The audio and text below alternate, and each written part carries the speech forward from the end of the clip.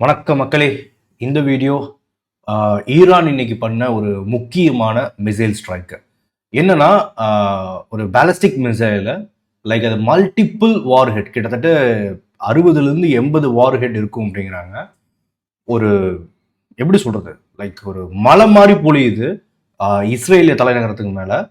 அப்படியே வந்து ஒரு என்ன சொல்றது, தீப்பிழம்பு மாதிரி வந்து வானத்துல இருந்து மொத்தமா ஒரு 80 மிசைல் விழுந்தா எப்படி இருக்கும்? ஒண்ணுதான் ஏவர் ஆகும், ஆனா 80 வார் ஹெட் வந்து இஸ்ரேல் மேல விழுது. அது ஒரு முக்கியமான வெப்பனை ஈரான் வந்து இந்த வார்ல வந்து ஃபர்ஸ்ட் பயன்படுத்தி இருக்காங்க.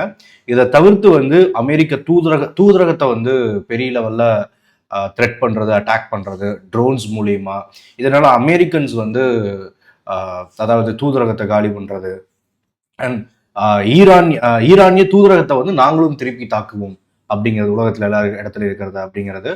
அப்புறம் இந்த வார்ஷிப்பை வந்து அமெரிக்கா லாஸ்டா ஸ்ரீலங்கா பக்கத்தில் அடிச்சாங்க இல்லைங்களா, அதே மாதிரி இன்னொரு வார்ஷிப் வந்து இந்திய பெருங்கடல்ல இருக்கு. அதை வந்து ஸ்ரீலங்காவில் வந்து நிறுத்தி வைக்கிறதுக்கு வந்து கேட்டிருக்காங்க. இந்த மாதிரியான பல விஷயங்கள் வந்து நடந்துகிட்டு இருக்கு. அண்ட் இது எக்கனாமியா இந்த வாருங்கிறது ஸ்டாக் மார்க்கெட்டும் சரி அண்ட் வந்து பொருளாதாரமா எந்த அளவுக்கு இது பாதிப்பு ஏற்படுத்தல, இது கண்டினியூ ஆனா இந்த சினாரியோஸ் அப்படிங்கிற அந்த வீடியோல பார்க்க போறோம். ஃபர்ஸ்ட் என்ன அப்படின்னா, இந்த வார் அப்படிங்கிறது இப்போதைக்கு நிக்கிற மாதிரி இல்லை. ஏற்கனவே நான் நிறைய பேர்ல சொல்லியிருக்கேன், நிறுத்தணும்னா ஈரான் தான் நிறுத்தணும். ஏன்னா அமெரிக்காவும் சரி இஸ்ரேலும் சரி அவங்க நினைச்ச காரியம் அப்படிங்கிறது அவங்க தலைவர்களை காலி பண்ணும். அண்ட் முக்கியமான கிடங்குகள் அது போக வந்து இந்த நியூக்ளியர் ப்ரோக்ராம் இதை வந்து நிறுத்தணும் அப்படிங்கிறது தான் வந்து அவங்களோட மோட்டம் இந்த வாருக்கானது. அதை வந்து 80% சாதிச்சிட்டாங்க. யாருன்னா இஸ்ரேல் மற்றும் அமெரிக்க கூட்டுப்படைகள். இப்ப ஈரான் என்ன அப்படின்னா ரிட்டாலியேட் பண்ணிக்கிட்டே இருக்கு, திருப்பி தாக்கிட்டே இருக்கு.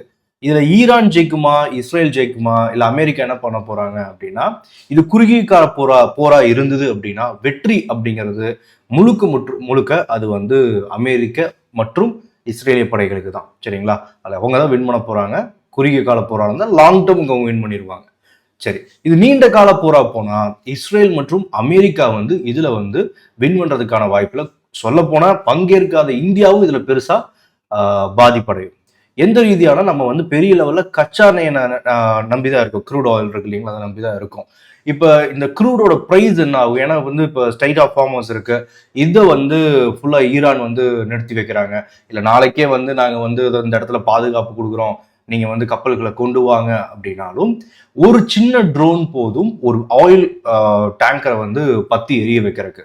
சரிங்களா, தென் மைனிங் பிளான்ஸ் இருக்கு, மைனிங் பிளான்ஸ் ஏன்னா எண்ணெய் கிணறுகள், அது போக வந்து ரிசர்வ்ஸ் சேமிச்சு வைப்பாங்க இல்லைங்களா, அதுக்கு தனியா வந்து கிடங்குகள் வச்சிருப்பாங்க. அது ஒரு ஸ்பாட் போது பத்தி எரிஞ்சுக்கிட்டே இருக்கும், அணைக்கவே முடியாது.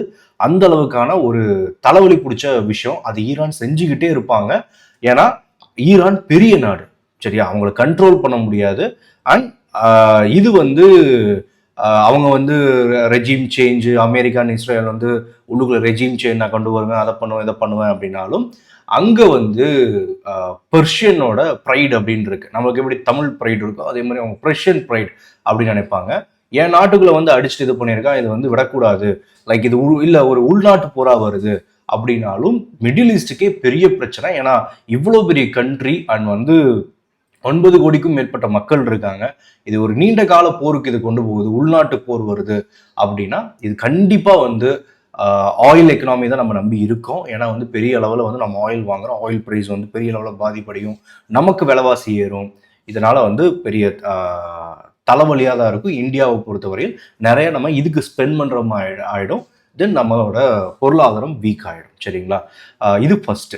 ரெண்டாவது விஷயம் அப்படிங்கன்னா, இப்போ துபாயை நம்பி பெரிய லெவலில் இன்வெஸ்ட்மெண்ட் பண்ணியிருக்காங்க. இந்த வார் கண்டினியூ ஆகுது அப்படின்னா அதுக்கு அதாவது மிடில் ஈஸ்ட் அப்படிங்கிறது நமக்கு வந்து ரொம்ப சேஃபானது. லைக் துபாய் எல்லாம் பார்த்துட்டோம்னா எல்லாரும் வாங்க இன்வெஸ்ட் பண்ணுங்க, முக்கியமாக நம்ம ஊரில் இருக்காங்க இல்லைங்களா துபாய் ட்ரேடர்ஸ், இவங்களா பார்த்தா கோடிக்கணக்காக காசு போய் எங்கே கொட்டுறாங்க, எடுத்துட்டு போறாங்க இல்லைங்களா, நான் அங்கே போய் ட்ரேட் பண்ணுறீங்க, டேக்ஸ் அதிகமாக இருக்கு அது இது அப்படின்ட்டு. இப்போ இந்த மாதிரி எடுத்துட்டு போற மாதிரி அதாவது நமக்கு தெரிஞ்ச சின்ன சின்ன யூடியூபர்ல இருந்து பெரிய பெரிய பணக்காரங்க வரை அதெல்லாம் எடுத்துட்டு போறாங்க. உலக அளவுல இருந்து எவ்வளவு பணம் வந்து துபாயில வந்து குவிஞ்சிருக்கும், கரெக்டா? தென் வந்து துபாயோட பணம், குவைத்துல இருக்கிறவங்க, இங்கெல்லாம் எண்ணெய் கிணறுகள் இந்த மாதிரியான பெரிய பெரிய அரபிஸ்ல இருக்காங்களே, நான் கையில பெரிய பெரிய நிறுவனங்கள் வச்சுட்டு அவங்க எங்க முதலீடு பண்ணுவாங்க அப்படின்னா அவங்களுக்கு எண்ணெய் வித்து வர காசை வந்து அமெரிக்காவில் முதலீடு பண்ணுவாங்க. சரியா, இந்த வார் இப்படியே கண்டினியூ ஆகுதுன்னா துபாய் சேஃபான கண்ட்ரி, எங்ககிட்ட வந்து இன்வெஸ்ட் பண்ணுங்க அப்படின்னா இது வந்து எவ்வளவு நாளுக்கு சேஃபா இருக்கும் அப்படிங்கிறது. ஏன்னா துபாயில வந்து ஒரு அட்டாக் நடக்குதுன்னா அதை வந்து வீடியோ எடுக்கக்கூடாது, எடுத்தா 2 வருஷம் ஜெயிலு, $20,000 ஃபைன், அப்படி இப்படின்னு 2 நாளுக்கு முன்னே சொல்லி இந்த ஃபைனை பத்தி இதெல்லாம் போய்கிட்டு இருக்கு. அப்படிங்கும்போது இதை வந்து வெளியே என்ன நடக்குது அப்படிங்கிறது உன்னையும் டீப்பா வெளியே தெரியக்கூடாதுன்னு நினைக்கிறாங்க. அப்படிங்கிறத தவிர்த்து இதை முடிக்கணும் அப்படிங்கிற தீர்வுல யாருமே இல்லை. ஏன்னா இதை முடிக்கணும்னு ஏற்கனவே சொன்ன மாதிரி துவங்கிருக்கவே கூடாது. ஏன்னா இது துவங்கினது அமெரிக்கா மற்றும் இஸ்ரேலோட தப்பு. அவங்களோட டாமினன்ஸை காட்டுறதுக்காக துவங்கிட்டாங்க. சரியா? இப்ப ஈரான் அவங்களோட டாமினேட் நாங்க பண்ணுவோம் அப்படின்னு உட்காந்துருக்காங்கன்னா இதுல வந்து நேருக்கு நேர் மோதுனா கண்டிப்பா அமெரிக்காட்ட இருக்கிற டெக்னாலஜி அண்ட் வாரோட அம்யூனிட்டிஸ் எல்லாம் வேற லெவல். ஈரானால பக்கத்துல நிக்க முடியாது. ஆனா என்னன்னா ஈரானால ஒரு இரிட்டேஷனை கொண்டு வரலாம் மிடில் ஈஸ்ட்ல. சரிங்களா? இந்த மாதிரியான இப்போ சொன்னீங்களா, இந்த மாதிரியான மிசைல்ஸை வந்து கொத்து கொத்தா போடுறது அண்ட் வந்து அது வந்து இப்போ ஒரு சிட்டி மேல போடுறது அடுத்த விஷயம். நாளைக்கே வந்து பார்த்துட்டோம் அப்படின்னு வச்சுக்கோங்களேன், எண்ணெய் கிணறுகள் வந்து இது மேல போட்டா என்ன ஆகுறது யோசிச்சு பாருங்க. எல்லாமே கொலாப்ஸ் ஆயிடும். ஆயிலுங்கிறது மிடில் ஈஸ்ட்ல இருந்து வரவே வராது. அது பெரிய பிரச்சனை தான். அண்ட் வந்து இந்த துபாய் ட்ரேடர்லாம் இந்த மாதிரியான இதுல போட்டுக்கிட்டே இருந்தாங்க அப்படின்னா நாளைக்கே டாக்ஸுங்கிறது துபாய் கவர்மெண்ட் கொண்டு வரலாம். நாங்களுக்கு வாருக்கு போறோம். ஒரு வார் அப்படிங்கிறது வந்து கவர்மெண்ட்டுக்கு பெரிய செலவினத்தை கொடுக்கும். கரெக்டா? துபாய் கவர்மெண்ட் வந்து துபாய்ங்கிற மாதிரி யுஏஇ கவர்மெண்ட் வந்து அங்கே இன்வெஸ்ட் பண்ணியிருப்பாங்க. கரெக்டாக? அதாவது வெளிநாடுகளில் முக்கியமாக அமெரிக்காவில் அவங்க இன்வெஸ்ட் பண்ணியிருக்காங்க. அந்த இன்வெஸ்ட்மெண்ட் எடுப்பாங்க. அதனால மார்க்கெட்டுக்கு பாதிப்பாகலாம். யூஎஸ் மார்க்கெட்டோட தாக்கம் நம்ம மேலே ஏற்படலாம். ஏற்கனவே ஆயில் பிரைஸ் ஏறுதுன்னா அதோட இது அப்படின்னு ஒரு பெரிய செயின் ரியாக்ஷன் இது நடக்கும். ஒரு பெரிய இரிட்டேஷன் அங்கே வந்து ஆயில்ஸ்ல வந்து பெரிய ஒரு பாதிப்பை ஏற்படுத்து அப்படி ஈரானால ஏற்படுத்த முடிஞ்சிச்சு அப்படின்னா தென் அங்கு டாக்ஸ் இன்க்ரீஸ் ஆகும். தென் அது அன்சேஃபான ஒரு சுத்தி அடிச்சுக்கிட்டே இருக்காங்க. திடீர்னு வந்து பாம்பு விழுகுது அப்படின்னா அது ஒரு அன்சேஃப் ஆயிரும். இன்வெஸ்டர்ஸ் வந்து அங்கு இருக்கிற பணக்காரங்களுக்கு அவங்கள இதை பார்த்துருக்கவே மாட்டாங்க. வருவான் BMW கார், அந்த கார், இந்த கார்னு வச்சிருப்பா. பெரிய வந்து 80 மாடியில வந்து டாப்ல வந்து அது பேர் என்ன பென்ட் ஹவுஸ் கட்டி எந்த இதுவுமே இல்லாம வாழ்ந்துகிட்டு இருப்பான். அவன் நினைச்சா குடிக்கிறதுக்கு அது இதுன்னு அவன் அப்படி சுகமா இருப்பான். கரெக்டா? திடீர்னு அவன் அப்பார்ட்மெண்ட் ஒரு ட்ரோன் வந்து அடிக்கலான்னா அவன் அங்க இருப்பானா? யோசிச்சு பாருங்க, எவ்வளவு கூட வச்சிருக்கான். இருக்க மாட்டான். அப்ப அவன் ஃபண்ட்ஸ் எல்லாம் எடுத்துட்டு வெளியே போகணும்னு நினைப்பான். இதுதான் வந்து நடந்துகிட்டு இருக்கிறது. துபாய் விட்டு நம்ம வெளியே போயிடணும் அண்ட் வந்து யுஏஇ எல்லா முக்கியமான குவைத்தை விட்டு வெளியே போயிடணும் இதான் நினைப்பாங்க. அண்ட் இன்னொன்னுன்னா அங்க அதிகமா வேலை செய்கிறது வந்து இந்தியர்கள். சரியா? இந்தியர்கள் கிட்டத்தட்ட வந்து 1.5 கோடி இந்தியர்கள் வந்து இந்த மிடில் ஈஸ்ட்ல வந்து இருக்காங்க. இவங்களோட வேலை பாதிப்பு இந்த ஆயில நம்பி இருப்பாங்க. தென் அதோட செயினா நிறைய பிசினஸ் இருக்கும் இல்லைங்களா, இதை நம்பி அடுத்தடுத்து அப்படின்னு அது இருக்கு அப்படின்னா அது கொலாப்ஸ் ஆச்சுன்னா அவங்க எல்லாம் திரும்ப இந்தியாவுக்குள்ளதான் வருவாங்க.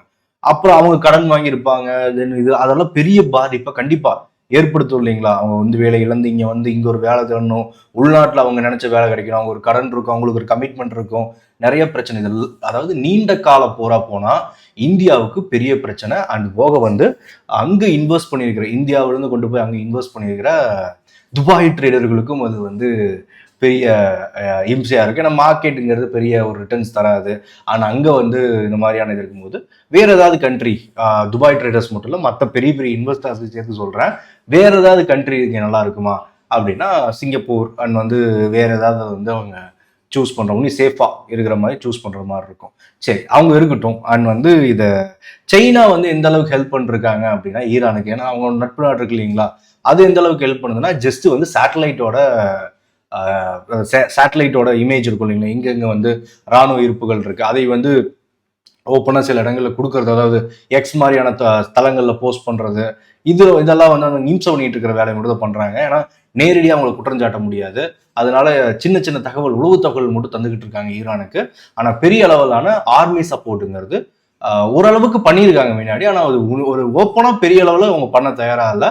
அதான் ரியாலிட்டி. ஆனா திரும்ப அமெரிக்கா வந்து சைனா பார்த்து திரும்பிடுவான். டொனால்டு ட்ரம்ப்க்கு ஏற்கனவே சைனானா ஆகாது. டைரக்டா இது பண்ணா அப்புறம் அது வந்து அங்க மிடில் ஈஸ்ட்ல இருந்து ஏஷியன் கண்ட்ரிக்கு என்ன இந்த டென்ஷனுங்கிறது ஷிஃப்ட் ஆயிடும். சரியா?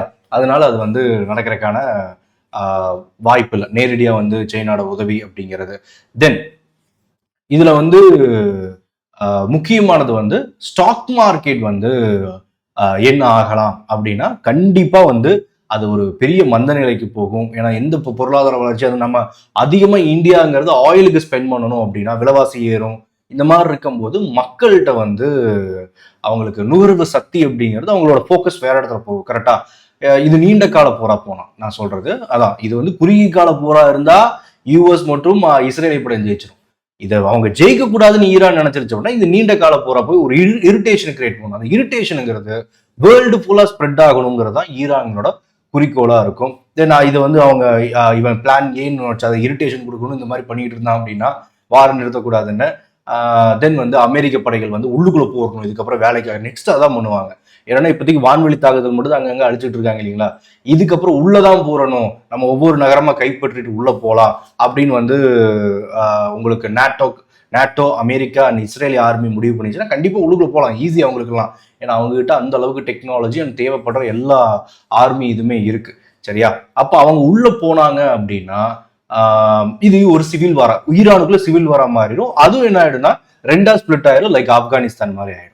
பப்பட்டு ஒரு சைடில் உட்காருவாங்க, இன்னொரு சைடு ஈரானியனோட அந்த ப்ரைடு சொன்னலிங்க ஏற்கனவே அவங்களா சேர்ந்து வெப்பன்ஸ் எடுத்துக்கிட்டு அதை மிடில் ஈஸ்ட் ஃபுல்லா எப்படியாவது பிரச்சனை தான். ஏற்கனவே தேன்கூட்டுகளை கை வச்ச மாதிரியான நிலைமை தான் அமெரிக்காவுக்கு. இது ஈரான் நினைச்சாதான் நிறுத்த முடியும், இல்லைன்னா இது வந்து மொத்த குளோபலுக்குமே வந்து ஒரு பிரச்சனை தான். ஏற்கனவே என்ன ப்ரோ, இது வந்து ரஷ்யா மற்றும் அதாவது இஸ்ரேல நடந்த போர் 2022 ஸ்டார்ட் ஆச்சு. அது நமக்கு அட்வான்டேஜா தானே இருந்துச்சு. லைக் ரஷ்யாட்ட இருந்து மலிவு விலையில வந்து ஆயில்ஸை வாங்கிட்டோம். அந்த மாதிரி ஏதாவது இங்க நடக்கிறதுக்கான வாய்ப்பு இருக்கா அப்படின்னா, இப்ப ரஷ்யன் ஆயிலை வாங்குறோம், அங்க பிரச்சனை நடக்குது, அதெல்லாம் சரி. அது ஒரு விதத்துல நமக்கு அட்வான்டேஜா நடந்துச்சு. ஒரு லாங் டேர்ம் நம்ம ஒரு 3 வருஷமா டிஸ்கவுண்ட்ல ஆயில் வாங்கிட்டு இருந்தோம். அண்ட் வந்து இப்போ வந்து ஒரு பிரச்சனை வந்து கடைசியில் நினைச்சு இல்லைங்களா, நீ அதை வாங்கக்கூடாது பாருங்க, இன்னைக்கு வாங்குறதுக்கு வந்து 30 நாளுக்கு அமெரிக்கா நமக்கு பெர்மிஷன் கொடுத்துருக்கு, நீ வாங்கிக்கோ 30 நாள் வரை. ஏன்னா இதுல சான்சன்ஸ் போட்டுருவோம், நம்ம அதை மீறி வாங்கணும்னா கரெக்டா. அப்படிங்கும்போது அது ஆனா மிடில் ஈஸ்ட்ல இந்த மாதிரியான ஷார்டேஜ் வந்துருச்சுன்னா ஆயில் பிரைஸ் வந்து சைனாக்கு ஆயில் தேவை இருக்கு, இந்தியாவுக்கு தேவை இருக்கு, உலக அளவுல வந்து சப்ளை பண்ணது இல்லைங்களா. மிடில் ஈஸ்ட்டுங்கிறது ஒரு இது இருக்கும் 40%, 30%, 40% அவனுக்கு சப்ளைக்கான இது இருக்கும். ஆனால் யூரோப்புக்கு தேவை, உலகம் ஃபுல்லா தேவை, எல்லாமே என்ன ஆயிடும்னா அங்க நின்று போச்சுன்னா அது நம்ம கண்டிப்பா பிரச்சனை தான். ரஷ்யன் உக்ரைன் வார் மாதிரி இதை நம்ம அட்வான்டேஜா யூஸ் பண்ணிக்கிறது கொஞ்சம் கஷ்டமா தான் இருக்கும். ஆனா வந்து இது என்னன்னா இது உலக போரா போகுமா அப்படிங்கிறது, அது நீண்ட கால போரா இதை போகுதா, தென் வந்து இது அடுத்தடுத்த கண்ட்ரீஸ்ல எப்படி வந்து இதுல பங்கேற்கிறாங்க அதை பொறுத்து தான் இருக்கு. அதனால இதை வந்து தான் இந்த வீடியோ ஓரளவுக்கு புரிஞ்சிருக்கும்னு நினைக்கிறேன் என்ன நடந்துட்டு இருக்கு. நம்ம வந்து அந்த பாம்பு விழுந்தது அப்படின்னு சொன்னோம் இல்லைங்களா இஸ்ரேல். சரி, ஓகே, நம்ம அடுத்த வீடியோல பார்க்கலாம். பெரிய வீடியோ வரப்போது இதுவும். அண்ட் அதுவரையில் நம்ம தேங்க்யூ, பாய். ஏதாவது கருத்து இருந்தால் சொல்லுங்க, லைக் பண்ணிக்கோங்க, பாய்.